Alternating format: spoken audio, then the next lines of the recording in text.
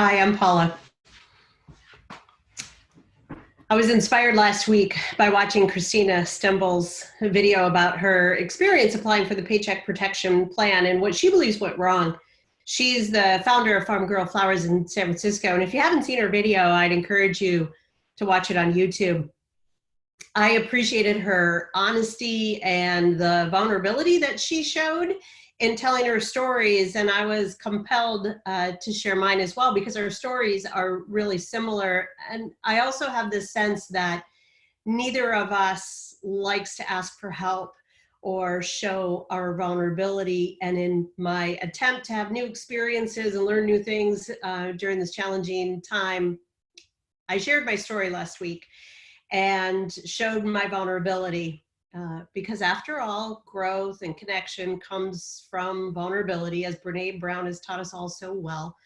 But I will admit I don't like it. And so today I want to share my story from a stronger position with a different perspective.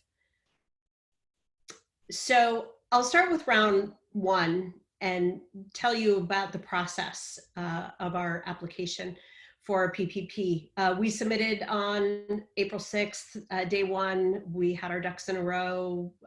We were well prepared with all of the documents. We also submitted an application for an SBA economic disaster injury loan as well. And I will admit that when I did this submission, I was really optimistic that we would get it. Like, there was no doubt in my mind. You know, when politicians and the SBA said help was on the way, I totally believed it. And in retrospect, I wonder why I was so uncharacteristically willing to believe that I would get the loans. Perhaps hopefulness. You know, women-owned and minority-owned businesses are underserved by financial institutions, even on a good day. So why did I believe that the current administration would advocate and protect small businesses now? I mean, so nevertheless, we calculated out the money we thought we would receive, estimated when we would receive it, and we started making plans for our business. We took actions to provide more services to our clients. We took a leadership role in the industry, shared our advice and encouragement. We gathered information and resources. I mean, our team really came together. I also felt at the time like I was made for this. I can roll with the punches. I can move people forward in difficult times, perhaps even inspire them. I had survived and thrived during crisis situations in the past, and I knew that I could use this opportunity to accelerate the direction our business was already going and use this time to position us to adapt to needs of the market and the industry and the needs of our clients in the future. As the days passed, we had not heard anything except a confirmation the application was received.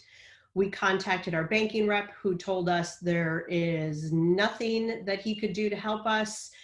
We would need to wait until we heard from someone. They would contact us if more information was needed. We never heard from anyone. There was no way to get information. There was no one to call. The same message appeared on the bank website day after day, basically saying, don't call us, we'll call you. And then here's the crazy part. I somehow remained optimistic. On Thursday, the 16th, we heard from news sources that the money, if the money hadn't posted by the close of business on Wednesday, the 15th, you would not be receiving it. I sent another email immediately to our bank representative, who shared with me that the funds had indeed been exhausted and that the demand was huge, that 60,000 applications have been submitted in the first 5 minutes that the site went live, that in the interim, they were going to continue to work through the applications that were in the queue until Congress approved more funds, and that he appreciated our frustration.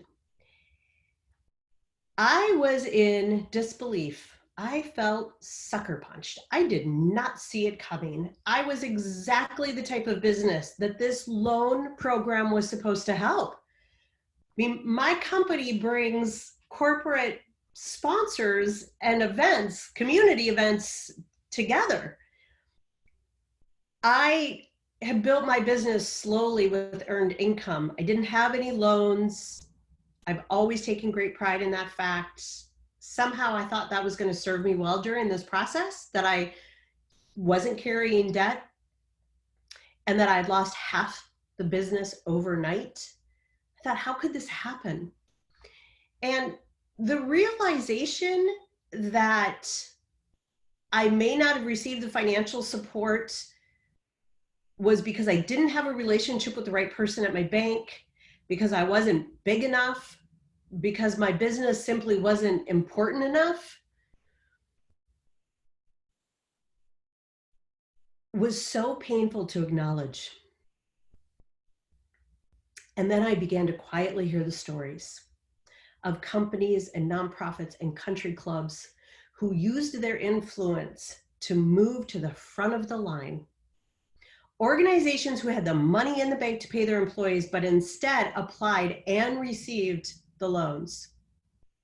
You know, it occurred to me that the SBA and the current administration may have broken a business philosophy that most of us share, right? Manage expectations, overpromise, and underdeliver. That so was not the case here. I was furious with myself that I had spent the last 3 weeks putting precious time and energy into this process. So I decided I'll give myself 3 days. I'm going to shake it off. I disconnected, shed a few tears, and eventually turned the corner and really reconnected with my entrepreneurial spirit, my Midwest work ethic, my strategic thinking, and heart forward. So by this time, the stories of the companies who were giving the money back started to emerge, as if they were the good guys. Bullshit. Someone prepared that application.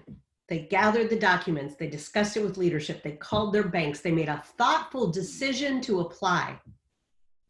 I've heard a few people say, well, everyone was doing it.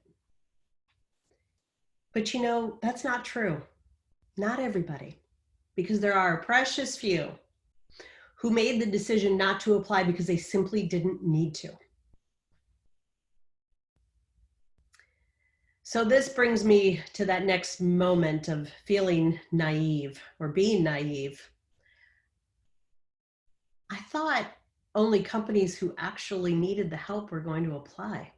That seems so foolish for me to say now. But I thought only those who truly and immediately impacted by COVID-19 would apply for the loan. So now round 2 begins. Sunday, April 19th, I received a communication that the status of our PPP loan was in step 2 of 4 steps that had been developed as a way of communicating to clients where they were in the process. Step 2 was payroll review. On April 21st, I received an email that said I was in step 3. I was awaiting SBA approval.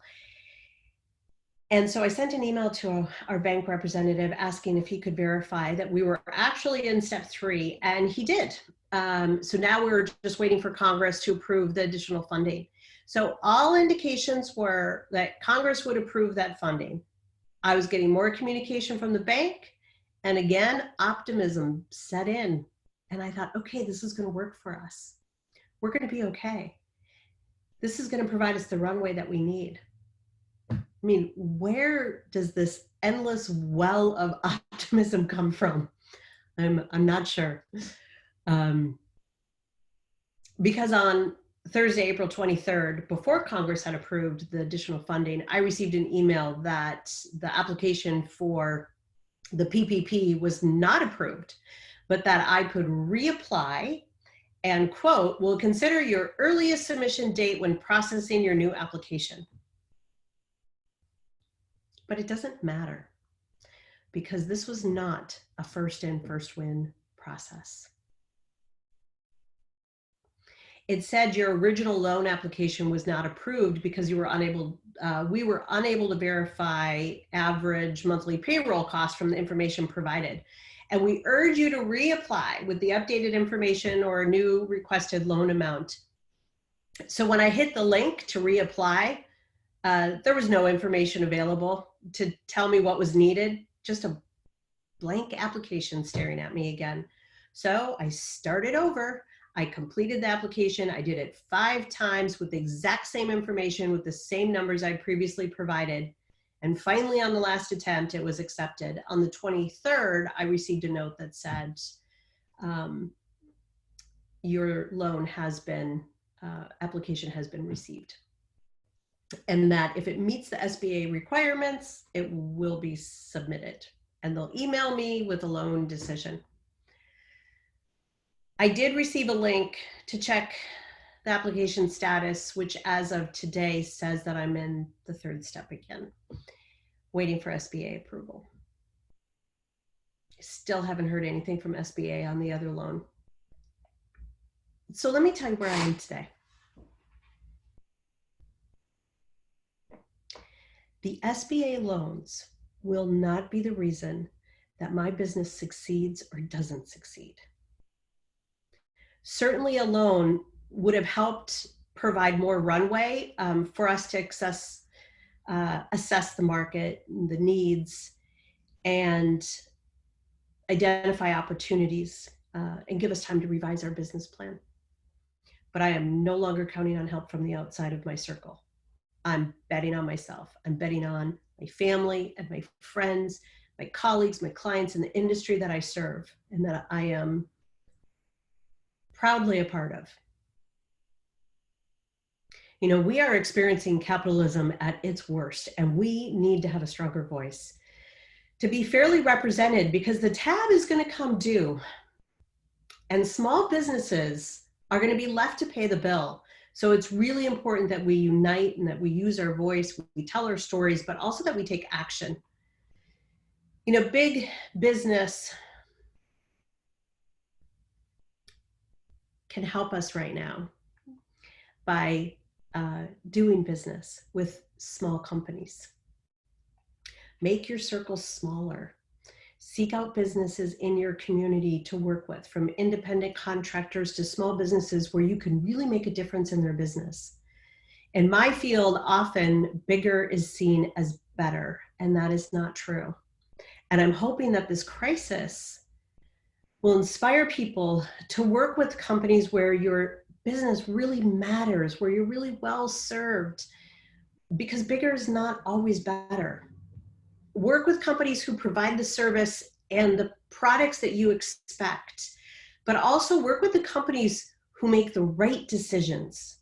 Let's recognize and reward those people who are operating heart forward and who are doing the right thing. You know, just because a tough choice may be a good business decision doesn't mean that it is the right decision. And when faced with making tough choices, we need to do what's right, not just because it's good for business, but because it's the right thing to do. And being good for business doesn't justify taking the wrong action. You know, a few recent stories have emerged about a few leaders who made the decision not to apply for PPP. I mentioned that earlier. You know, those are examples of doing the right thing for the greater good, because the decisions will not get easier in the months ahead. Hard decisions that will impact people's lives significantly and will impact your business in a big way will need to be made. And just, I hope we can all remember that all of our choices right now are impacting people that we don't know, and we have an obligation to serve them. So let's operate heart forward. Let's learn from this collective experience that we are all having together. Let's share our stories. Let's inspire people to do the same. Let's count on each other. Let's do the right thing.